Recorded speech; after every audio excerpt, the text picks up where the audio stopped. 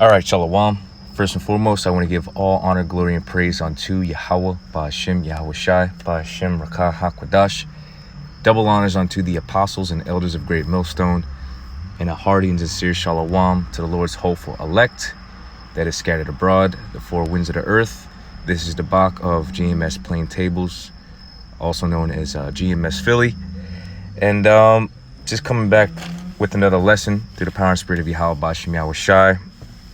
Because as of recent, statements have been made, very foolish statements that could cause the hopeful elect of our people to be led astray, or to cause our people to be led astray in general. And these statements are contrary to the doctrine. So, it's our job to defend the gospel in every which way that we can.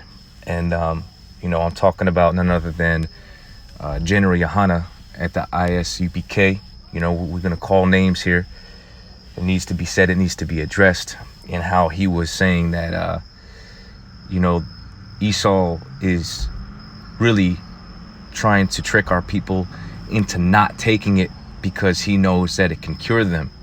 And my response to that is, wherever in history, in terms of the enemy, being Esau, Edom, the so-called white man, where in history has he ever done any good unto our people? When did he ever have our interest at heart? And our well-being in mind? It's never happened. It's never happened. So that is an asinine statement, and it's totally a misrepresentation of what's actually going on. And we kind of addressed this at camp on the Day of Atonement, and I think even on that previous Saturday, we kind of went into this about, more or less, this man is not right, and he's not the only one. He has underlinks that are co-signing the Convict 19 jab, such as Captain Tazariak. And, you have other Israelite groups out there too, that are not really going into it and warning the people as they should. So here's a perfect example of why we are not to trust our enemy. And I'm going to play a little bit of this. And, as a disclaimer, I'm using this news footage, which this was posted on the Young Turks. You could source this also on RT, but this is the source that I'm using right now. But under the Fair Use Act, I'm simply using this for education purposes only. And so without further ado, we're going to listen to a little bit of this. We're going to go into some scriptures, and, whatever the Spirit gives me, I'm going to give to you. In Lord's will, you'll be edified. But again, this is a prime example of how we are not to trust our enemy. What you're going to find out with this little bit of information is that these major pharmaceutical companies are in bed with the media companies. So the pharmaceutical companies are the ones influencing these media platforms to constantly be pushing their experimental poisons. And we are all under the understanding, those of us that are studied and learned, we're all under the understanding that word pharmacy, goes back to the word pharmaceutical, which goes back to the Greek pharmakia or pharmakias, which means an administer of poison or witchcraft. And see, it only makes sense that these drug companies are in tandem or in league, literally funding them to run these ads and commercials in endorsing their experimental drugs. It only makes sense because we understand that word media, which is a medium, is literally Esau pushing different spirits. So that makes total sense. I mean, it works in tandem because this man is using his media platforms as well as his drugs to sedate people and to keep them under a spell. I mean, it's literally psychological warfare, right? We wrestle not against flesh and blood, but rather the principalities that are in high places. And these are the vibrations that Esau is pushing out there to destroy the minds of Israelites. So bear that in mind. These guys, they sold out. And ultimately, furthermore, they're not teaching the proper gospel. So this is where the apostles and elders and brothers of Great Millstone step in. So I'm going to play a little bit of this. We're going to go into the scriptures and we're going to close. We're not going to make this long, brothers. So let's get it. With the exception of CBS, every major media outlet in the United States shares at least one board member with at least one pharmaceutical company. Let me put that into perspective. These board members wake up, They go to a meeting at Merck or Pfizer. Then they have their driver take them over to a meeting with NBC to decide what kind of programming that network is going to air. And for those board members who aren't right, so those big pharmaceutical companies have a massive influence as to what is being aired on these big media platforms. Okay, your MSNBC, your CNN, your Fox News. Okay, let's let this continue. Pulling double duty with a media conglomerate and a big drug company, they still understand that they can't be mean to Big Pharma because Big Pharma pays their bills. Drug companies spend about $5 billion a year on advertising with these media outlets. Exactly. They spend $5 million a year on advertising. That advertising is literally Esau casting spells, right? If you have this health condition, if you have this situation going on, take this pill, take this drug, and alongside of that is a whole list of symptoms and side effects if you do, which they don't tell you about until years later. And he's going to cover that. But again, I'm just concentrating on how both the media companies and Big Pharma are in league together. And when you understand what that word media means, and when you understand what the word pharmacy means, it all makes sense. And who's behind both those entities? The damn devil, the so-called white man, Esau Edom. And is he not the physical counterpart to the spiritual demon Satan? So I don't know what the hell these guys are talking about, man. Jake is literally the poster child for these experimental poisons right now. Esau is pushing it heavily in our neighborhoods the most. And what do these drugs ultimately do to Jake? Okay? They sedate, okay? And cause our people to be passive, okay? So they're casting spells, telling our people they need to get this thing, they need to get that thing. If you have this going on, you need to take that drug, Listen to your doctor, which the word doctor means to forge or to cover up, to falsify, right? So again, I pose the question, at what time in history ever has Esau ever offered us with anything with the intent of it being to our benefit? It's never happened, okay? I'm gonna let a little bit more of this play. If brothers want to watch this thing in its entirety, have at it and get some more information. But I'm gonna let a little bit of this play. I'm gonna read my precepts and I'm gonna close. So when you have a case against Pfizer or Merck or Eli Lilly or any of the other major pharmaceutical companies, do you think those board members are going to let you get on the air and tell a story that's bad about what they do? Or are you naive enough to believe that they really don't interfere with the day-to-day operation? It can take anywhere from 3 days to Right. Where's the incentive for the media companies to tell you of the side effects of, let's say, the Convict-19 jab, okay? Or if they do, they pass or gloss over it, right? They don't cover it in depth for you to make a well-informed decision, all right? Because they're bewitching the people to participate in taking these drugs, to participate in that sedation, to participate, okay, in these lies, which is causing people to make situations that's going to have a detrimental effect over their well-being, especially Jakes, especially you Israelites, okay? That's why we're telling you not to participate, not take these things, okay? Don't lean on Esau, okay? Cursed be the man that maketh flesh his arm. Do not trust this man in particular, okay? The Most High gave us, all right, the Aishabium, or the herbs, okay, Palathium prayers, okay, Kaya for Rapayim healings, okay. We got the names of the Most High and His Son. That's our strong tower, and we run into it, we're safe, okay. Our trust and our confidence is in Yahawah, Bahasham, Yahawashi. That's what we push over here at Great Millstone, and that's what we're going to continue to push, okay.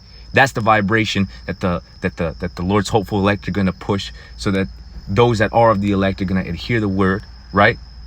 Because the Lord's sheep hear His voice, and we're the mouthpiece for the Lord, all right?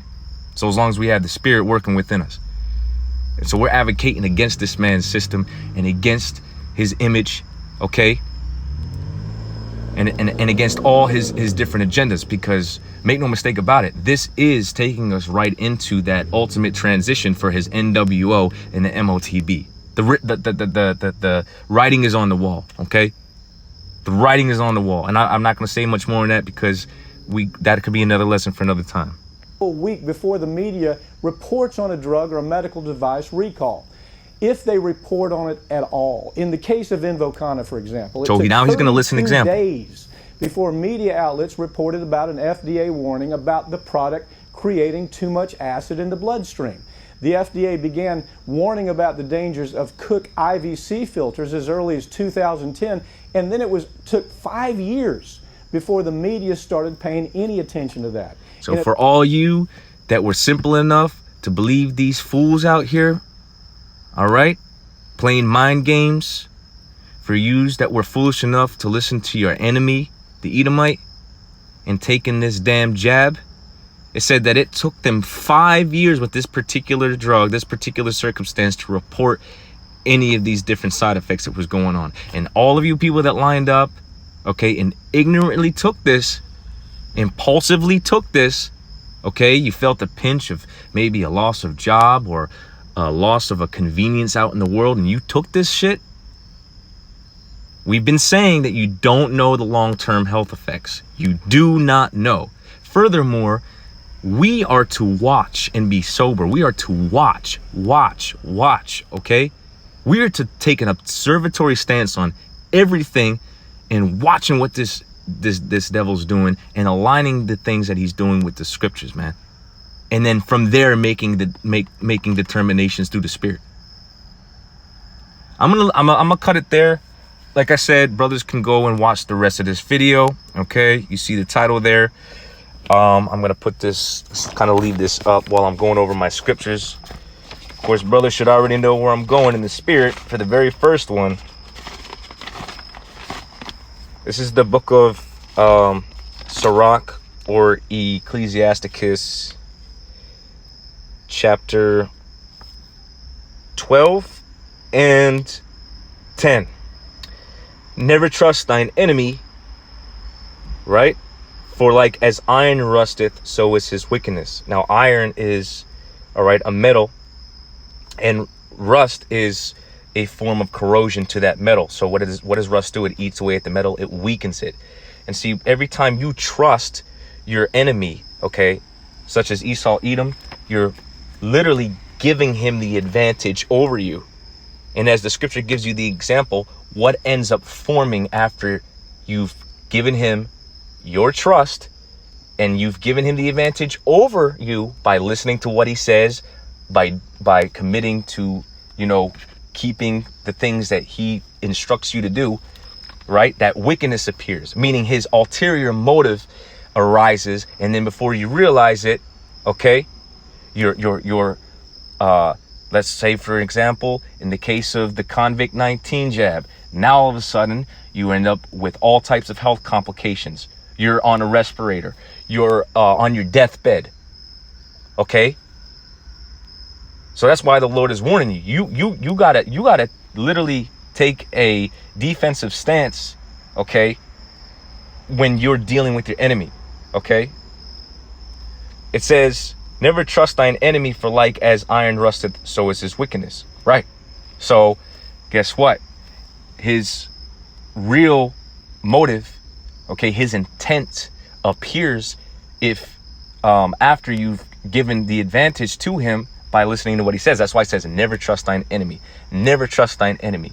All right. You got to call into question his motives. All right. Through the spirit and power of Bahasham, Yahawashi. And that's why I said you got to watch. You got to observe. That's what we're set up to do. And then when you start to see the patterns of what he's doing, what do? We sound the alarm. We lift up the trumpet in Israel, because make no mistake about it. Excuse me. We have enemies, and that's beginning with Esau, Edom. All right. Then we have the heathen. Okay. And then you have Jacob in there, who is being used as a vehicle to push the agendas of our enemy because they've sold out. All right. So they're included in that too. It says, though he humble himself, right, he's trying to gain the advantage over you. All the while, in the back of his mind, his ulterior motive is to destroy you, right? The rust, what does it do? Corrode, it decays, it weakens. So he tries to gain the advantage over you by getting you to trust him, and then it appears what his real intentions appear, and before you know it, you're caught up in it, man. And so that's why we're warning you here. Though he humbleth himself and go crouching, yet take good heed and beware of him. Right, exactly. Beware. Know your enemy. Know who you're dealing with. Okay, know who you're dealing with, Hakim. Salakia. All right. That's why the scriptures say about the prudent man looketh well into his going. All right. But the simple, believeth every word. All right. And it says, and thou shalt be unto him as if thou hast wiped a looking glass, and thou shalt know that his rust hath not been altogether wiped away. Right, exactly. And that's the truth. You're going to realize that this man is full of sin, full of evil, no matter how humble he approaches himself, no matter how he speaks in terms of, softness, like the scriptures say that his words were smoother than butter, right? Softer than oil. No matter how humble he appears to be, there's always an ulterior motive, and that ulterior motive is to gain favor and advantage over you so that he can ultimately have his way with you. Okay, so we cannot trust our enemy. We're going to go into, and then how do we have the advantage? Okay, we're going to read it. All right, we're going to read it. This is bear with me real quick. 2 Corinthians chapter 2 verses 11. It says, lest Satan, the adversary, the so-called white man, should get an advantage of us. Now, the way he gets an advantage is if we are not aware of what he's actually trying to accomplish. All right. This whole war right now is between Jacob and Esau on a very high spiritual level. Esau is trying to retain his blessing and his control over the world because he knows that ultimately Yahawashi is going to come back to restore the earth, all right, renew it, take dominion, and set the Israelites in his stead as the real true governors. He knows that, okay? But he believes that he's able to offset prophecy by pushing with his NWO, sedating people, reducing the population, putting GMOs out there for people to consume, right? Dumbing the people down, lessering their intelligence, and ultimately, putting them to death, slowly, all right? This man is evil, okay? He's very evil. But that's his ultimate agenda, is to take away like the God gene, The DHS was briefed on how, through the use of we'll just say experimental vaccines, okay, they're able to interfere with somebody's faith by disconnecting that part of the brain. And remember, the spirit dwells in the brain. So this is literally what Esau's trying to accomplish, because he's trying to prevent the Most High from setting up the order of the elect to usher in the kingdom. But that's just not how it's going to go down, man. And that's why the advantage that we have is his knowledge, wisdom, and understanding, so long as you're adhering to it and pushing that vibration. These guys claim that Esau is the devil, and I don't even know if they talk about salvation in the kingdom, but if you were really about the Most High, then you'd be pushing the vibration of the Lord, okay? The vibration of salvation. This man, his MO is to steal, to kill, and to destroy, okay? Everywhere he goes, he leaves a trail of death behind, okay? So our advantage is in this word, so as long as we're using it properly and applying it in our lives and teaching according to the scriptures, man, in righteousness and truth and sincerity. And these guys ain't sincere, man. They're really not sincere. Anyways, without further ado, reading on, lest Satan should get an advantage of us, for we are not ignorant of his devices. Yeah, these guys are coming in total ignorance. Now, the word device means a mischievous plot, plan, okay? So we're aware that Esau is plotting to take down Israelites with these experimental poisons. He's literally plotting our demise all the day long and trying to get us caught up out here. And you have simple individuals like the ISUPK being used as a vehicle to get our people to fall to the enemy. All right. Now, furthermore, we're not supposed to listen to this Edomite any damn way. I don't care if he came with the intention of so-called doing good unto us. Let's see what the scriptures have to say about that. Okay, because we're not supposed to listen to this man. All right, I got it right here. So either way, those individuals are totally off. All right, Proverbs 3:31 says, "Envy thou not the oppressor." Who's the oppressor? All right, it says, "And choose none of his ways." So even if this man came in the humble fashion that he does, talking about how this was a miracle, and he's using that language again to appease the people, to rock these people into a state of accepting the evil that he's coming with, and he's taking them off guard, right? Because we're not ignorant.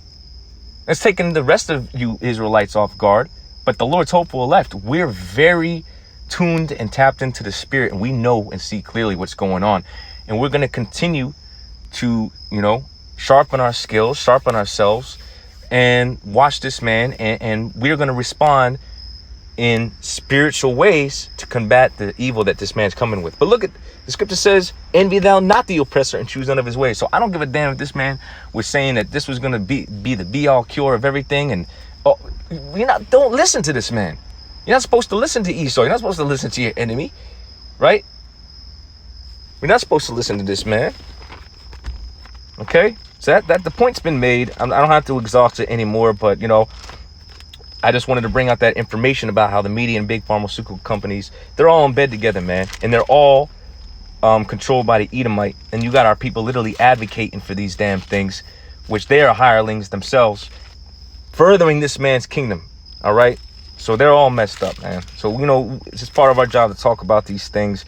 I'm gonna end it on Jeremiah, if I can get it real quick. Jeremiah 17, and I think around verse 5, and we're just gonna close it off here. Lord's will, you were edified.